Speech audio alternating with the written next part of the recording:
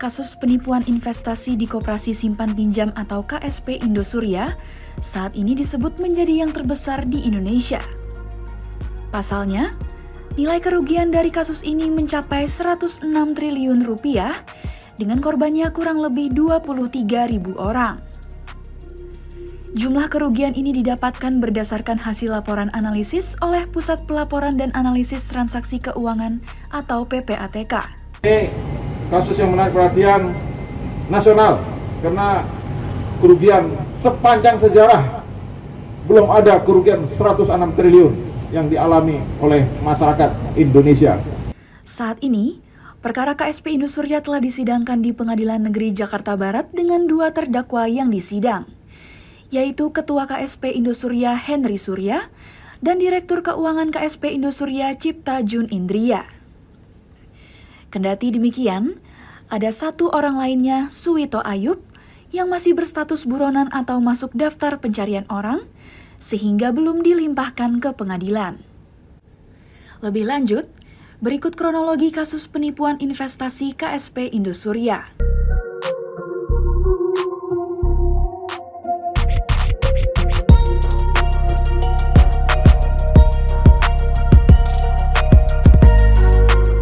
Tak sedikit pihak yang tergiur untuk menanamkan uang di KSP Indosuria, sebab mereka dijanjikan bunga yang tinggi yaitu 9 hingga 12% per tahun.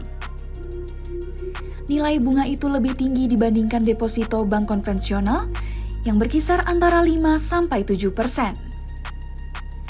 Gelagat kejahatan dalam pengelolaan KSP Indosuria sendiri sebenarnya sempat mencuat pada 2018.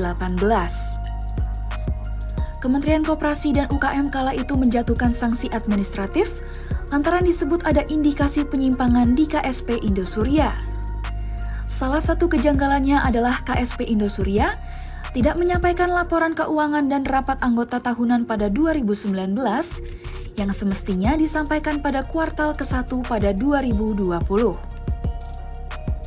Selanjutnya, sejumlah nasabah pada Februari 2020 mengalami gagal bayar hingga ada yang menerima surat bahwa uang mereka di deposito tidak bisa dicairkan. Para nasabah lantas mulai mengeluh tidak bisa menarik simpanan pokok dan imbal hasil yang dijanjikan. Adapun saat itu KSP Indosuria memberi syarat bahwa nasabah baru bisa mencairkan uangnya dalam jangka waktu 6 bulan hingga 4 tahun, tergantung nilai asset under management. Kemudian pada Maret 2020, para nasabah diberitahu melalui pesan WhatsApp bahwa mereka bisa menarik tabungan dengan batas 1 juta rupiah per nasabah. Sejak itu, para nasabah mulai resah dan beberapa dari mereka membuat laporan ke polisi secara mandiri terkait dugaan penipuan KSP Indosuria. Sejumlah nasabah pun mulai membongkar permainan di KSP Indosuria, salah satunya terkait status mereka yang menanamkan uang di sana. Diketahui, untuk menjadi anggota KSP Indosuria, para peserta harus menyetor simpanan wajib 20 juta rupiah dan simpanan pokok sebesar 500.000 rupiah setiap bulan. KSP Indosuria juga diduga memanipulasi informasi produk investasi yang dibuat menyerupai deposito kepada peserta untuk menarik nasabah, padahal mereka berbentuk koperasi.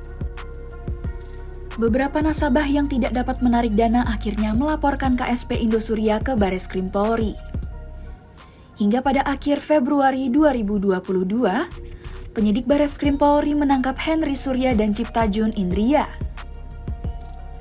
Sebagai informasi, kerugian sejumlah nasabah dalam kasus ini nilainya cukup besar hingga mencapai ratusan miliar. Bahkan, dilaporkan ada nasabah KSP Indosuria yang depresi dan bunuh diri akibat uangnya lenyap dalam kasus tersebut.